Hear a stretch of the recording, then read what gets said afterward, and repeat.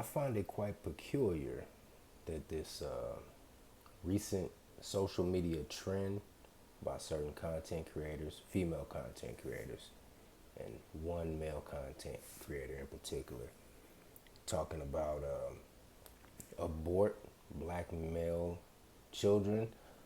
I find it quite peculiar. It's eerily similar to what the Pharaoh decreed about the Hebrew boys way back yonder. And you don't find that suspicious? You don't find that suspicious? You don't find that suspicious. Now, what are the similarities between the Pharaoh from the biblical story, who had the Hebrews in bondage for 400 years, and the black female of today, in particular, the particular black female who is advocating for the abortion of black male fetuses? Well, it is the control aspect, or the loss, or the slipping of the grip of control. Now, are all black men on point to where we can stand up as a unified front and, how you say, lead our community in a constructive manner? No. No. But there's enough of us. There is enough of us making enough noise to the point where you shouldn't have to sit up here and say, well, it's a danger to our health, we need to abort these black boys. Or is it? Now, if you flip that coin over and you look at it from their perspective, then you might come to the same conclusion that they've come to. Yeah, we got to kill these black boys. But from our perspective, that being the black males are progressing, even though we're not quite where we need to be, but we're progressing in thought, we're progressing in action, and we're progressing monetarily. And what that is an affront to, for lack of a better term, to the gynocracy. Shout out to those who use that term or whatever. And an affront to that gynocracy is met with resistance. The resistance being these females getting on social media talking about we need to abort black babies, abort black male babies, excuse me. Now, I was recently listening. I didn't listen to the whole panel of Jerome Whiteside's panel that he put up talking about Cynthia G is right, yada, yada, yada, woo wham, woo wham. But I was in and out, because I had my lunch and all that other stuff. So, I was off for a period of time. But I peeked in and I heard some of the things that some of the females were saying. And it's just complete narrative. It's just regurgitated narrative. One of the narratives that was propagated during this live stream was that black men, since we don't have any children connected to us, why aren't we excelling in corporate America? Because I see single mothers, with 3 kids, no fathers around, no daycare, and they still, are going to school and making it happen. First off, the woman is not a threat. She's not a threat to the status quo. She's not. Or to the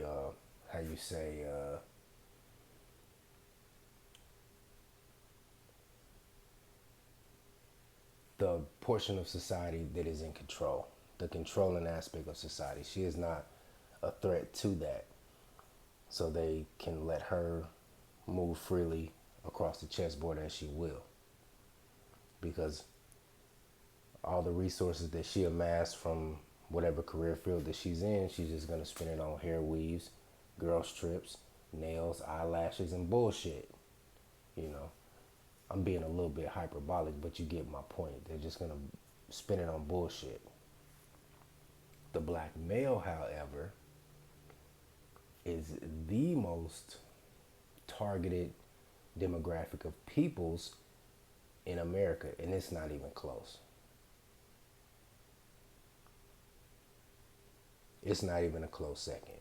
And many of brothers, every brother in their 30s has a story where they have worked or are working in corporate America, and they can testify to black women using subterfuge and deception and outright slander and lies to undermine a brother.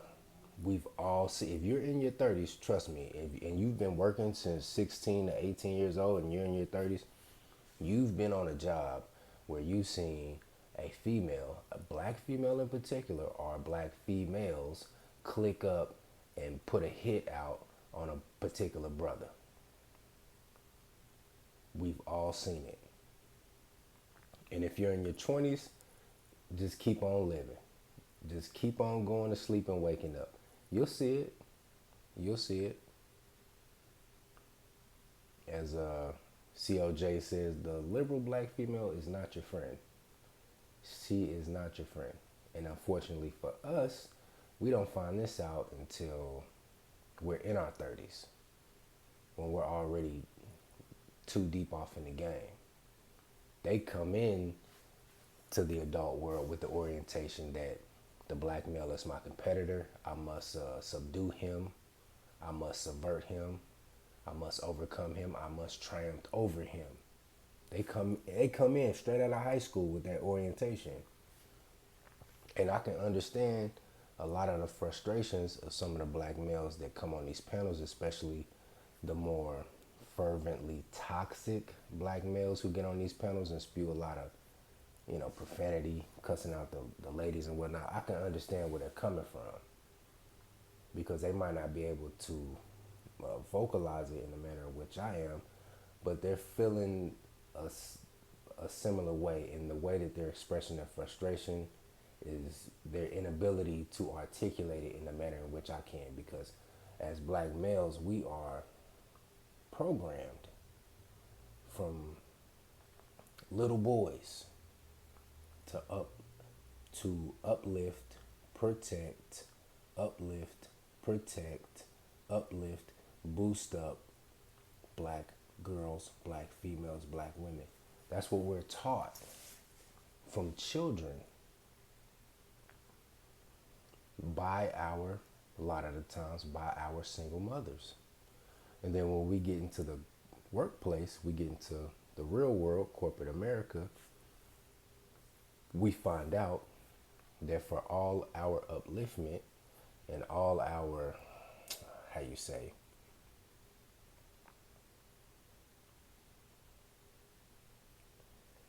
I wouldn't even say, it's more so deference, and for all our deference to the black female, that it is not reciprocated.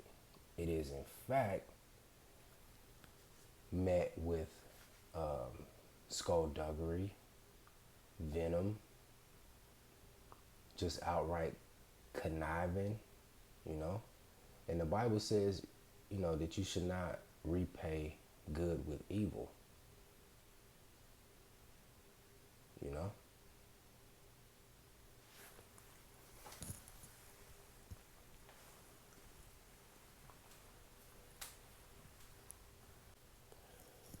Because how many times have you brothers been on a job site where there's a particular brother? You may have been this particular brother. I know I was. To where you choose not to engage in dalliances and what have you with the females on your job. Maybe, maybe you're in your mid 20s and these females are in their late 30s, or whatever the case may be. Maybe you're on a job site where there's a bunch of single mothers and you don't want to deal with single mothers because you don't want to deal with the headache that comes along with it. Or maybe, just to be frank, the females that's on your job just aren't attractive enough. So you just choose to keep it professional and keep it on the up and up. But you come across these females, they throw it at you. And when you don't choose to engage in those workplace, how you say, fraternization, then they want to throw out slanderous accusations as you being gay, or then they start talking shit about you to the supervisor, trying to get your hours cut, or they get to throwing out accusations of you sexually harassing them, or just downright just giving you a hard time on the job, making it difficult for you, trying to get you to quit, or just saying shit to get you fired.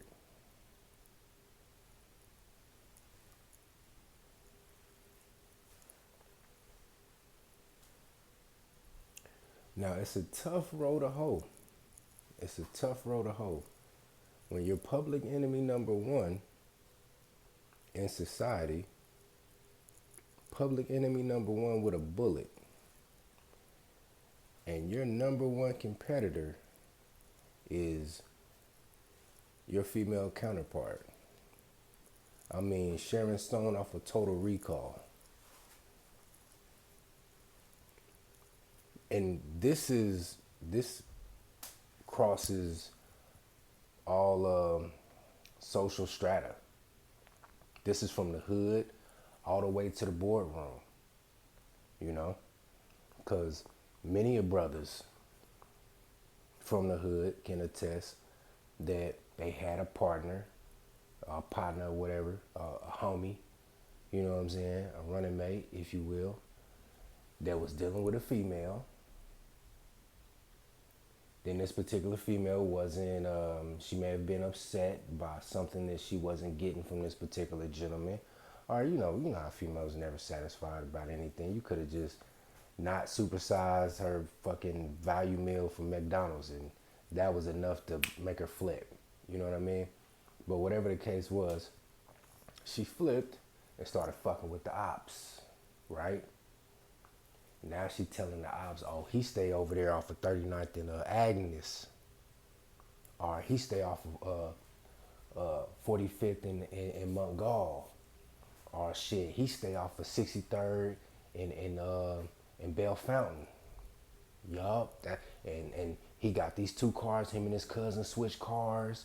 You know, they got this 80, you know, his cousin got the cherry red box Chevy Caprice, and he got the 96 Impala Super Sport that's all black on them Dana Danes, and they switch cars every so often and whatnot. But yeah, that's where he stay. And he got this in the house, he got that, he doing this. Then the oppies just roll in on your boy and cut him down like some grass. Every black man in the hood got a story similar to that. Now that's on a lower strata, but that shit goes all the way up to the upper strata. You be in these corporate American jobs, you got a female watching you from the moment you swipe your card and clock in. She watching everything you doing. Got a little notepad. Oh, he came back 4 minutes late on his lunch break. You know what I'm saying? You know, if you working at a fast food joint, oh, I caught him eating chicken nuggets.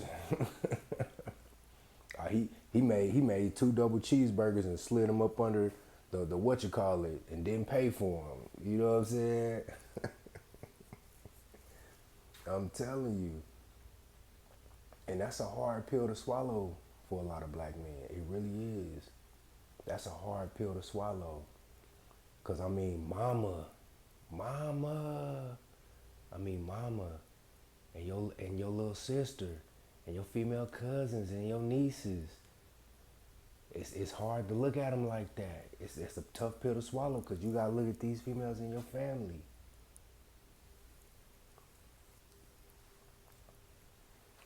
And I don't know I wouldn't say it's necessarily red pill rage per se, but it's certainly certainly, I would say it's a Negro pill rage.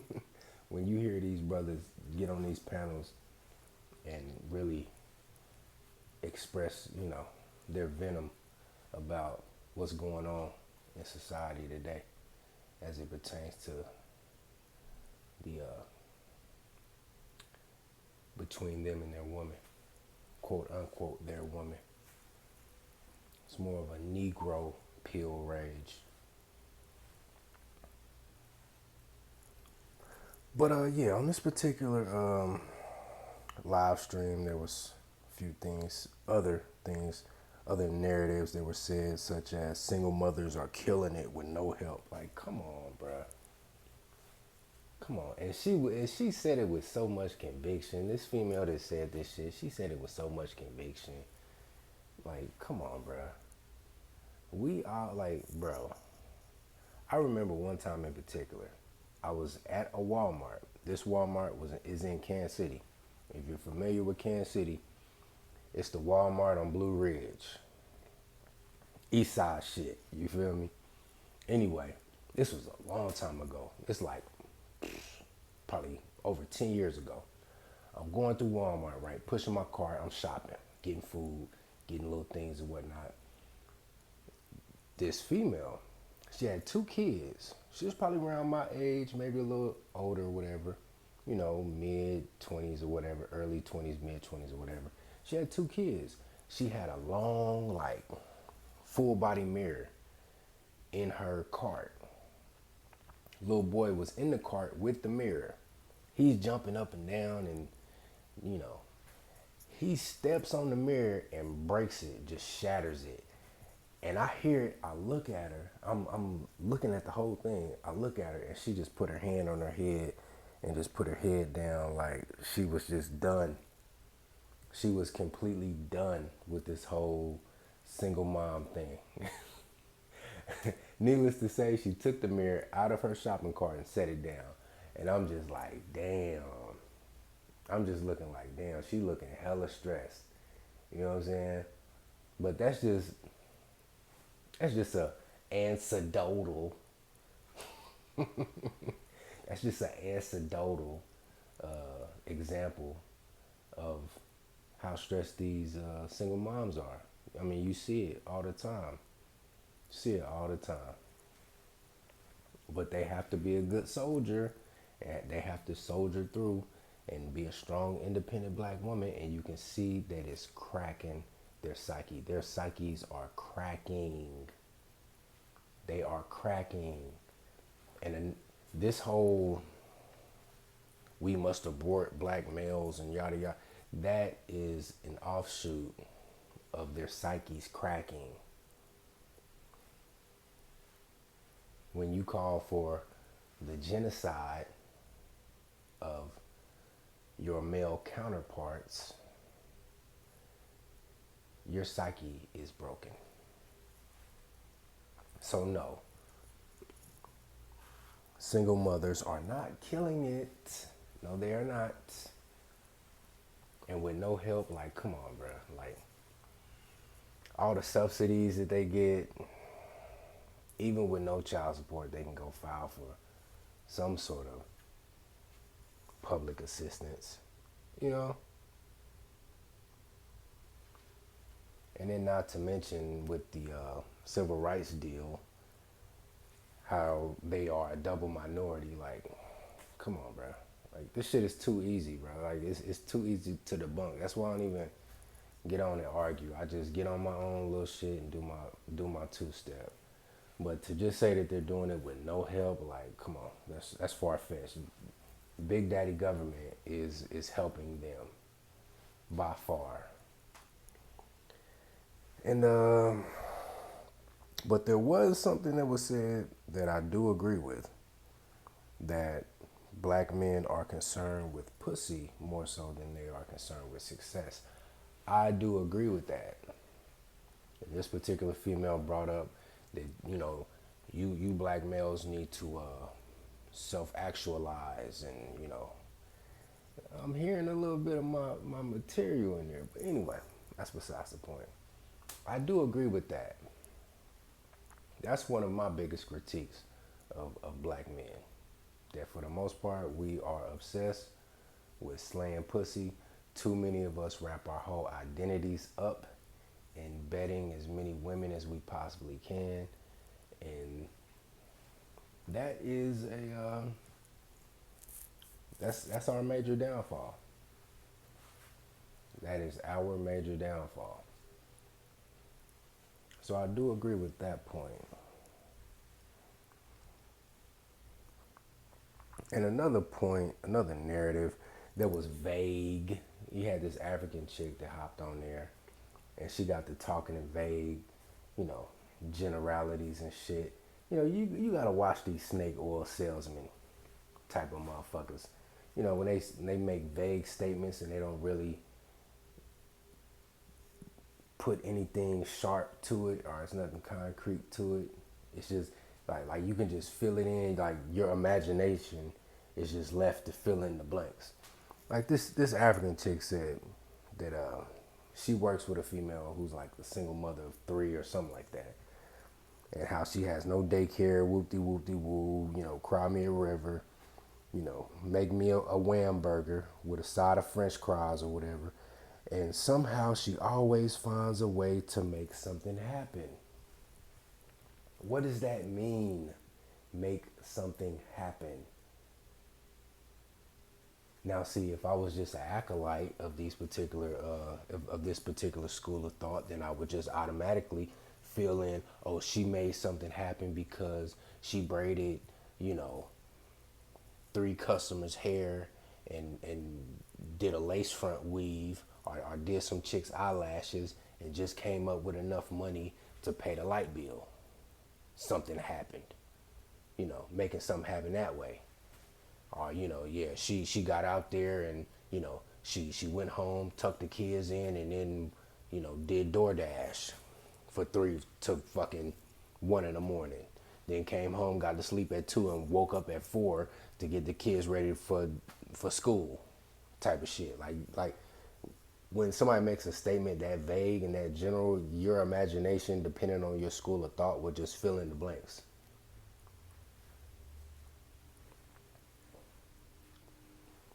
But I, myself, I could say, okay, yeah. Because she teed it up nice. She said, oh, this particular female, she has side hustles. She does hair. So, and, she just makes things happen. So automatically, first thing that came to my mind, okay, she could have done, she could have busted some heads, had some chicks, worked on a few wigs and whatnot and sold those and, whoop wham, rent's paid. But another part of me was like, yeah, she made something happen, all right. Yeah, that motherfucking she tooted that thing up. You know what I'm talking about? That $40, that $40 special. You know what I'm talking about? Shit. Yeah, she made something happen. Yeah. So let's not be remiss on that. That yeah, a lot of single mothers out here are making things happen all right by using their crotch and their their feminine wiles to make said things happen.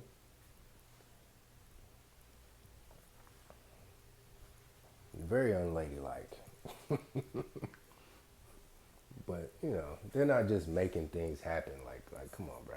You make that they just make it happen. You make that seem so regal. Like that's something to be proud of. Like I'm pretty sure there's a single mom out there right now taking a shower, trying to get the funk off of some trick off of her, who is not very happy how she had to get the cable bill paid this month. I'm pretty sure. But anyway.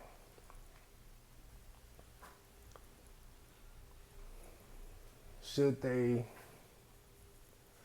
abort black males? Brothers, we were to take a look at the reading levels of black boys and all of the negative statistics attached to black boys and juxtapose that to the statistic that black fathers are the most involved fathers in America, I would venture to say that we're keeping this thing afloat. That if it weren't for us, we would have been bottomed out. We're already at a low estate. But if it wasn't for us, black men, keeping this shit afloat, we would be at the bottom of the ocean right now, covered in barnacles and rusting.